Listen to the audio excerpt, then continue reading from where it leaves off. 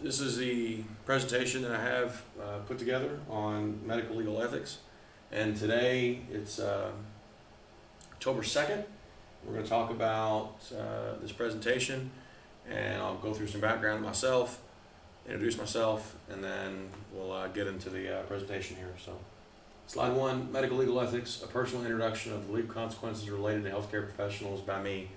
My name is Michael Whitehead.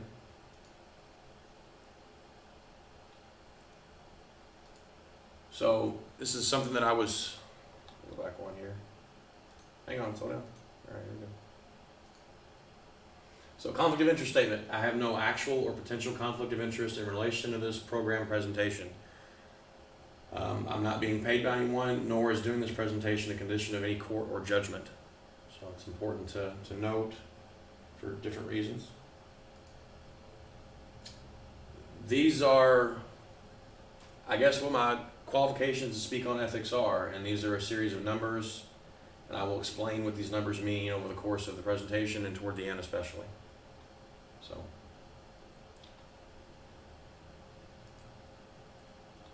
objectives. By the end of this lecture, the goals are to be aware of what ethics are, what do they look like, what do they consist of, to learn why ethics are important in a healthcare setting, to learn some examples of unethical behavior, to learn the civil and criminal consequences of breaking ethical principles and rules, to learn who I can turn to if I encounter an ethical dilemma, to learn some specific healthcare related issues as they apply here. What are ethics? Ethics are a set of principles that guide behavior that may be societal or personal, and they can be subjective in a given situation.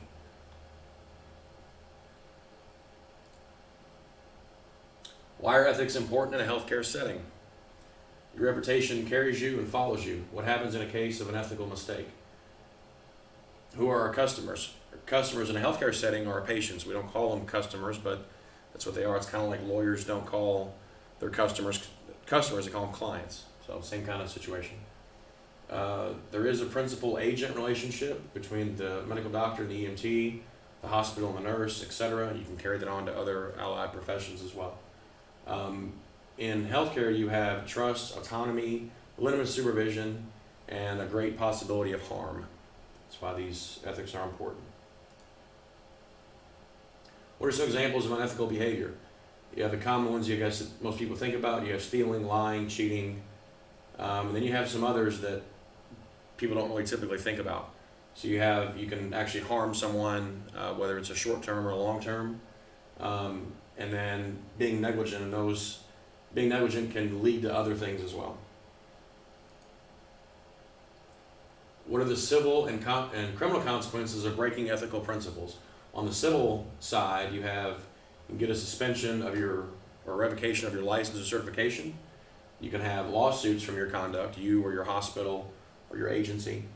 You can be fired if you break some of these principles. You can have the inability to hold a license in other states or within your own state. You can also be put onto a registry, Department of Health and Human Services or a state registry. Some states have registries for healthcare providers that are lose their license or are arrested related to crimes related to their profession. So criminally, you can be arrested, you can have an indictment brought against you, you can have a conviction. And all of those things have a different consequence to them. You can be ordered to pay restitution, which is money to either to a hospital or to a victim or to another entity. You can have fines, which are monies that are put against you as a punishment to make you not do the thing again. You can have a felony record. You can also be put onto a registry. Some states have a violent offender registry. Other states have different other types of registries. It's just all subjective to what state you're in. So next slide. We're going to have, who can I turn to if I encounter an ethical dilemma? You can turn to another person. So this would be your partner, your coworker, your friend. You can turn to a supervisor or a manager if that's how your organization is set up. Your HR department, if you have one of those. Your state board as it applies, the Board of Medical Licensure here in Kentucky, the Board of EMS or the Board of Nursing, etc.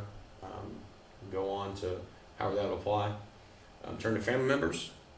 You could turn to your medical director if that's something, a way that you want to handle the situation. You could turn to a pastor or religious leader if you have any of those beliefs.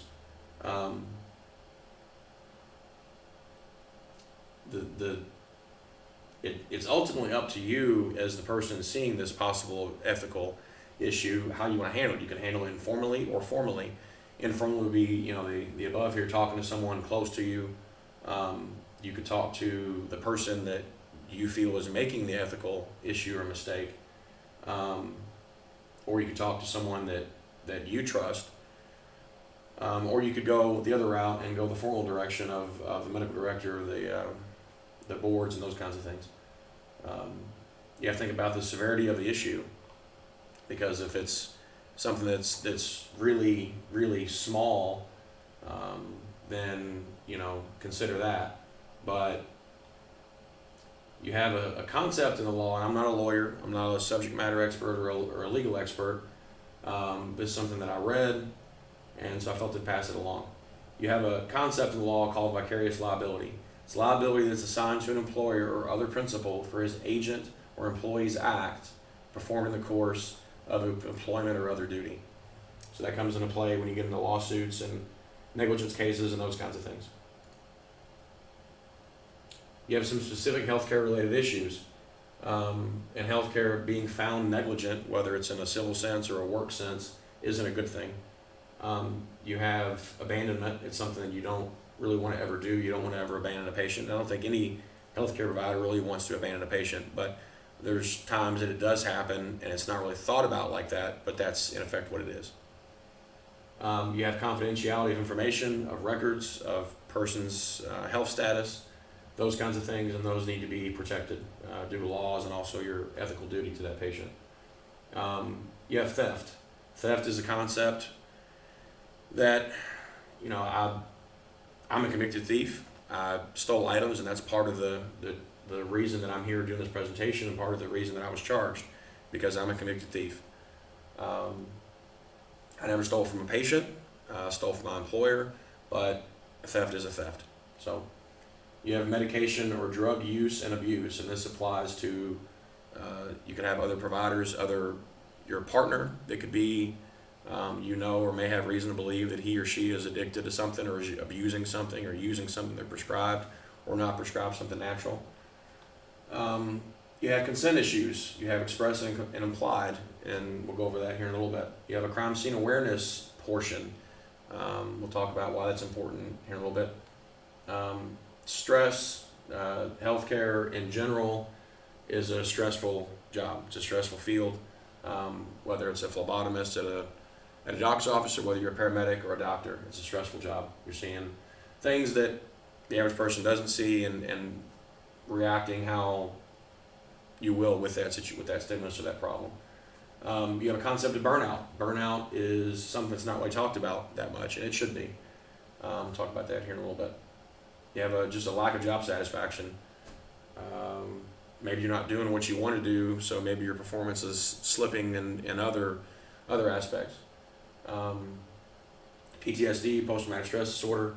I think it's an underdiagnosed condition. I think a lot of people in the country as a whole have it, and I think a lot of healthcare providers have it or are at risk for it and have issues associated with it. You have a provider substance abuse history. If you're a provider, a paramedic, an EMT, a nurse, a doctor, and you have a prior substance abuse issue, and then you're thrown into the mix of having access theoretically to different medications and drugs, that could present a problem. And that's where you would have an ethical issue as well. So the elements of negligence, and again, I'm not an attorney. I am a paralegal student in college, and the depth of experience that I'm speaking to this for is the fact that I was sued for negligence, and there was a settlement in that case. This is something that the Brady book, the Mosby book, any EMT or paramedic textbook teaches and talks about. So that's the source of this information. You have the 4 elements of negligence. Without these four elements, negligence case in a civil concept can't really proceed. So you have to have a duty to act. And who does this apply to? This would apply to your patient. If you're a responding EMT or paramedic and your patient calls 911 or someone calls 911 for that patient, then you at that point have a duty to act. You have to have a breach of that duty. And see over here it says how. How is that duty breached? How did you fail to achieve that duty? You have to have an actual harm or an injury. What is the actual harm or injury is what has to be asked. And for all these three things above, your actions have to have caused the above. So it's called proximate cause, causation. With these four elements, you can have a negligence case that can be filed against you in civil court, and you can have damages awarded, fines, a bunch of other bad things you don't want to have happen. So just talking about the four elements of negligence here. You have abandonment. Abandonment is the premature termination of a professional treatment relationship by the healthcare provider without adequate notice or the patient's consent. So when does this occur? You have to think about the context of when this would occur. Some common EMS and nursing examples. Below that, improper reporting or lack of an ALS assessment and a lack of documentation of transfer of care. So thinking back to when I was an EMT, the common EMS example that I would think of is you have a patient that the initial complaint is X, whether it's a stubbed toe or whatever it may be, and then you get on scene and they complain about chest pain and you just continue on to the hospital. Or maybe you get to a point and then they say my chest really hurt and you say, well, maybe I need to call a paramedic. Paramedic shows up, doesn't do an ALS assessment, and you take off and you take someone with at that point a chief complaint, I would say, would be the chest pain and not the toe pain where they stub their toe. And the documentation isn't there. The paramedic left the patient without doing an ALS assessment, without documenting they did it. And that would be an issue of abandonment. Also with EMS, when you take a patient to a hospital, if you don't get a signature, that can technically be abandonment. You have to be careful what you do because the documentation, if it isn't written down, it didn't happen. Confidentiality. It means the legally protected right afforded to and duty of specifically designated healthcare professionals not to disclose information discerned or communicated during consultation with the patient. You have several relevant parts of this concept, and the main one that we're all aware of is the Health Insurance Portability and Accountability Act of 1996, otherwise known as HIPAA. It's a federal law, and there are other federal laws that go along with that in some form. You also have state and local rules or laws. You have hospital policies, provisions of your licensure or certification as it may apply, what constitutes a breach, and any kind of ideas about prevention. A breach, an example of this would be if you have a patient that they're a suspect in a high profile type case and you disclose something they told you or a condition that you found out they had in the course of asking them about their history, that would be a confidentiality breach. Any kind of ideas about prevention? To prevent a confidentiality breach, the best thing to do is just to treat the patient and move on and not disclose things that you learn from that contact with that person, whether it's HIV status. Right now during the pandemic, you have someone's COVID status, that's protected health information, bunch of other things. So you have theft. Theft is defined as the dishonest taking of property belonging to another person with the intention of depriving the owner permanently of its possession. And then, so what could you steal? Not saying what should you steal, but what can you steal? You have things like a person's belongings, supplies or equipment, personal information or identity, that happens, or drugs, whether that's in the hospital context, whether that's from someone's personal medications that they have with them. It happens. I'm not going to say that it happens all the time, but I think it does happen and it's underreported.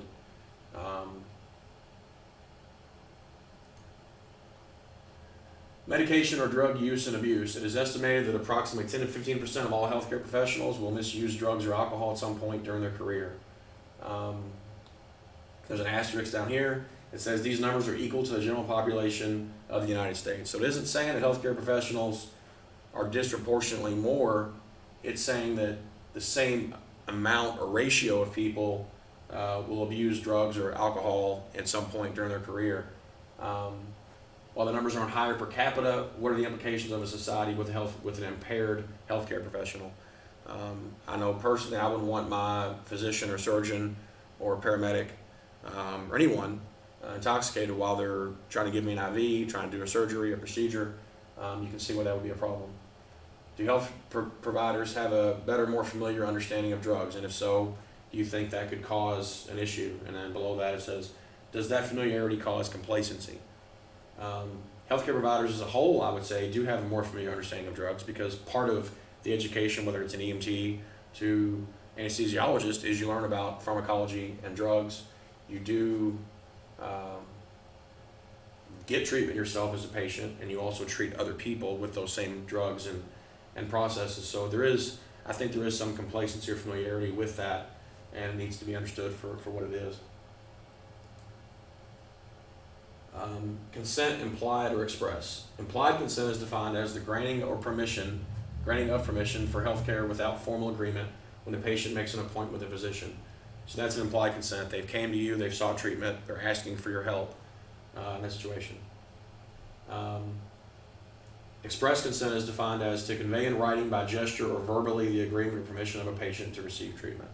This is, I need you to help me, or you can see the difference here. Implied is when a person presents himself to a doctor's office, makes an appointment, things like that. The express consent is when they call 911, when they seek help, when they actively voice permission of the patient to receive treatment. So, ethical concerns related to the collection of evidence and consent. So we're going to take a little field trip here, if it'll cooperate. This is an article here from the New York Post, and I'm going to play this video here shortly, and it'll come up.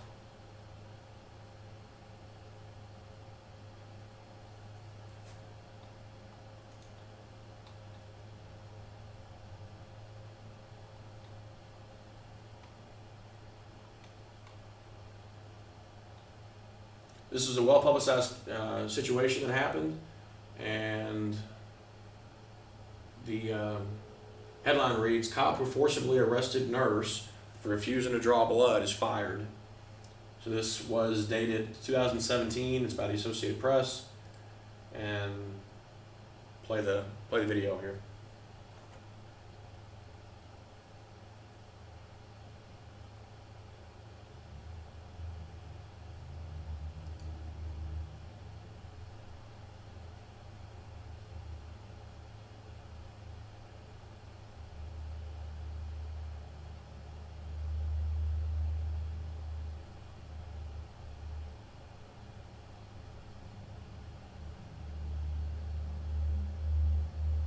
Very slow internet connection, I apologize.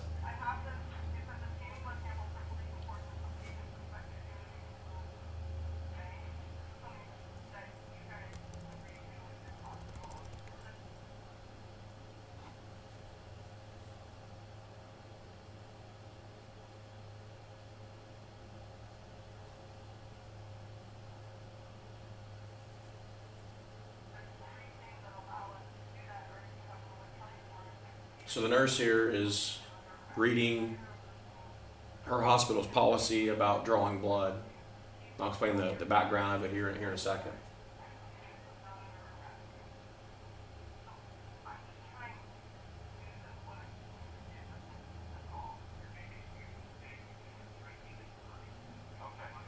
At this point, she's contacted her supervisor on the phone.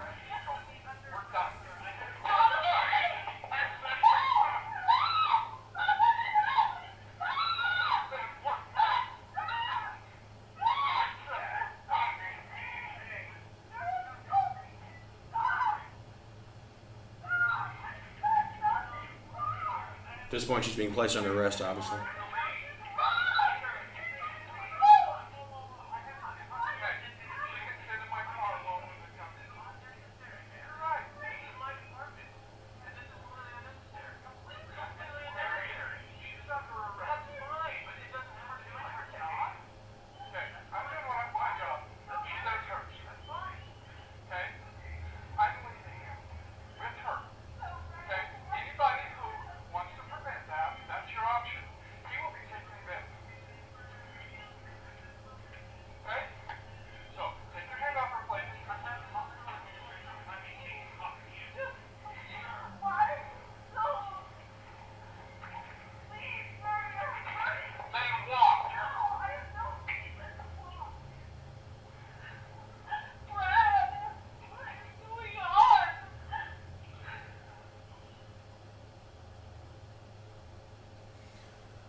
So there's the video.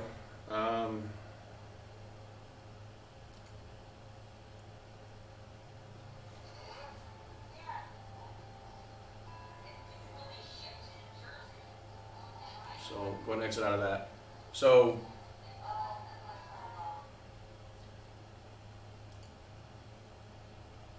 had some technical issues here, I apologize.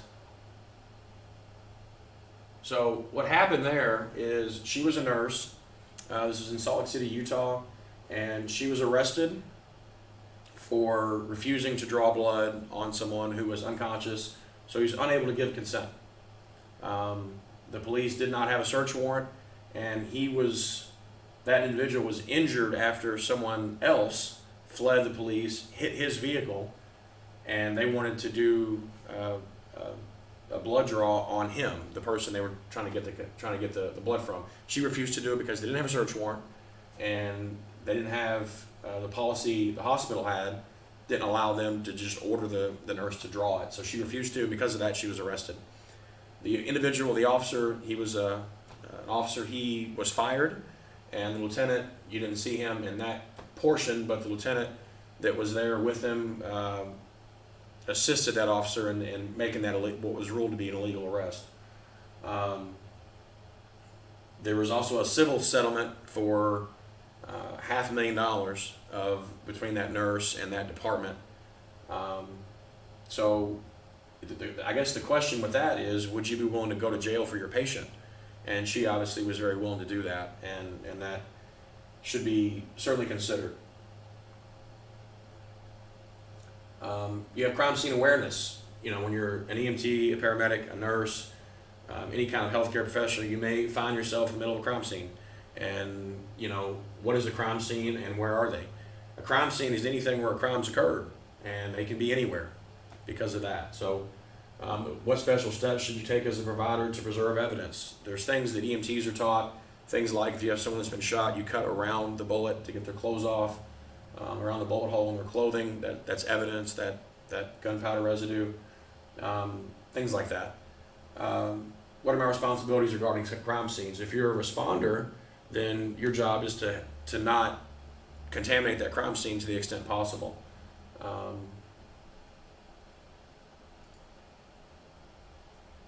any of these things familiar? Stress and burnout, lack of job satisfaction, PTSD, provider substance abuse history.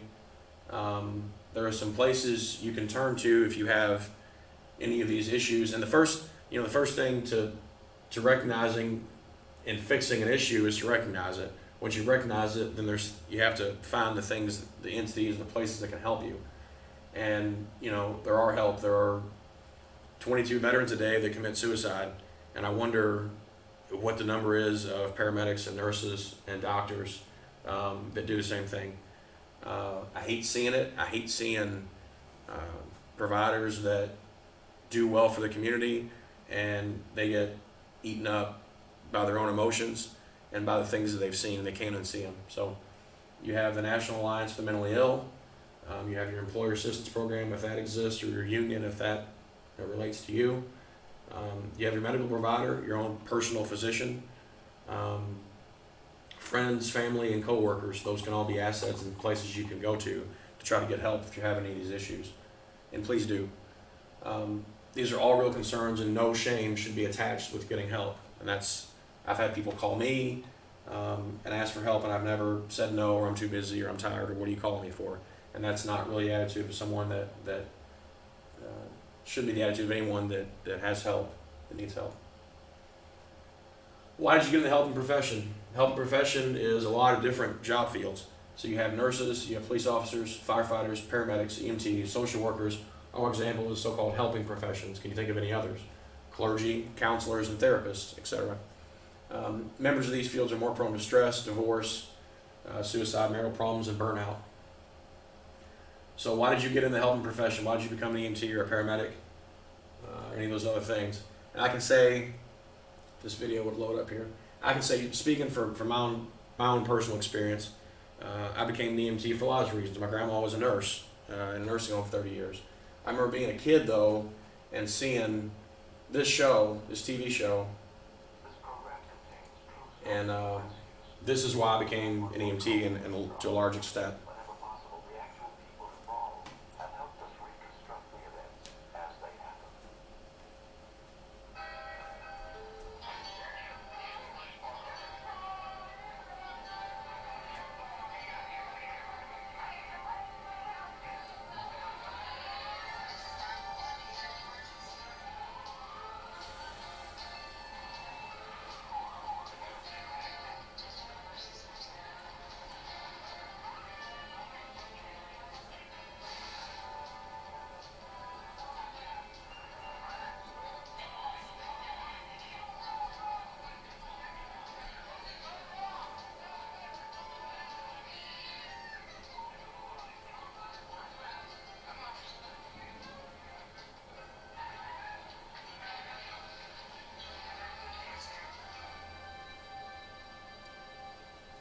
So that was the opening theme to Rescue 911. It was a TV show. It was on the 80s and 90s. It was on CBS. That is a big part of why I became an EMT. I wanted to intervene in things and help people and do the right thing. So who am I? Well, I've been talking, and what do I have to say about all these different subjects here? My name is Micheal Whitehead. I'm a former EMT, and my certification number is there. At the time, it's not valid anymore. I'm a former EMT in Indiana. There's my certification there. And I'm also a former Kentucky Department of Corrections inmate. I went to prison. Convicted felon. I was an EMT for 7 years, and also was a paramedic student. Just like so. I'm gonna go back here, slide. This is a picture of me up here with my wife. Her name was Ashley. We were married in 2004. That's a picture of us when I graduated boot camp in the Navy in 2004. She's about 5 months pregnant right there with our daughter. She's 16 now. And that's a picture of me when I was working the ambulance there for the service I worked for.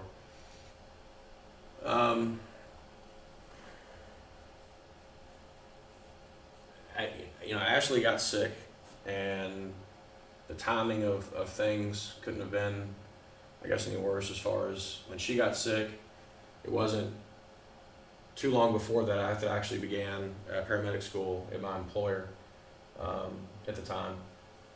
And so in January of 2008, I began paramedic school. In May of 2008, Ashley was admitted to the hospital for the first time for abdominal pain. In September 2008, the first instance of me stealing supplies from my employer, IV supplies and equipment to give to her, started. In late 2008, began injections of narcotic pain medication. I was taking these supplies and equipment to try to help her, to try to rehydrate her, and because she had a condition that we were told she had, and part of that was not a lot of nausea, a lot of vomiting, a lot of diarrhea. So March 26th, because of those actions, Ashley died in our home. Called 911 and tried to resuscitate her, and wasn't able to do so. So in May of 2009, I gave an interview to a detective. September 30th, 2009, I was arrested after I was indicted, and an arrest warrant was issued. December 17th, 2009, pled guilty to 4 felonies. February 23rd, 2010, final sentencing to 12 years in the Kentucky Department of Corrections. On June 1st, 2015, I was released from prison after serving about 6 years. October 30th of 2015, I was discharged from supervision altogether, parole and all that. So these are the references, these are the definitions for some of the terms that I used, and also some of the studies that I referenced with the healthcare professionals. Anyone that has any questions, I'll go back and maybe this will clear up the numbers from the first slide.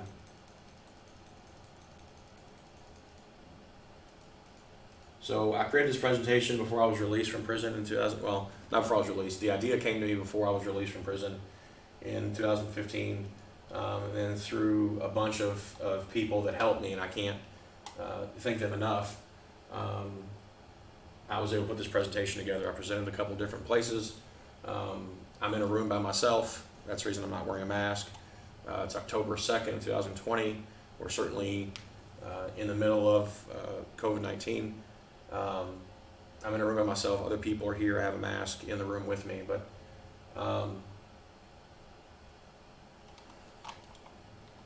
getting an ad from the software company here. Just can't schedule that one, can we?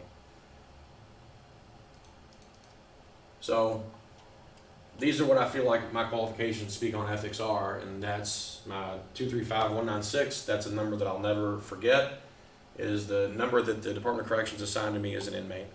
49970, that was my Kentucky registry certification as an EMT.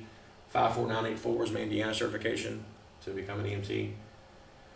09CR2883, that was my criminal indictment number. That's the indictment number in the prison term that I served under that number. 10CI2082, that was the civil lawsuit case number for wrongful death and a bunch of other things that were settled in that matter. 2,222 days, 6 months, 6 years, 1 month, and 1 day. That's how long I spent from the time that I was arrested until the time that I was off of supervision. I spent 2,070 days in custody. So 5 years, 8 months, and 2 days, but who's counting? So, if anyone has any questions, you can present them to, I like to try to present this later on, and maybe have a follow-up session by Skype or something else. This is I guess the reason I did this presentation and I'm doing it in this format is because a lot of agencies, whether it's hospitals or EMS providers, are not doing in-person trainings. I like to have a follow-up time. If anyone has seen this presentation and has any questions, personally of me or of anything else, I'd like to answer those.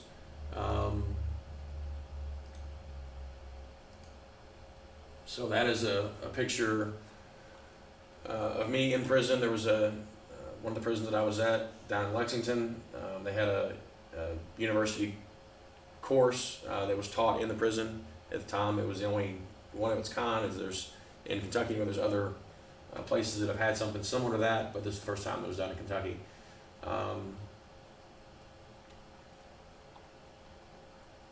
That's my ethics presentation, and that's what I've got. So if anyone has any questions, please leave them in the comments below.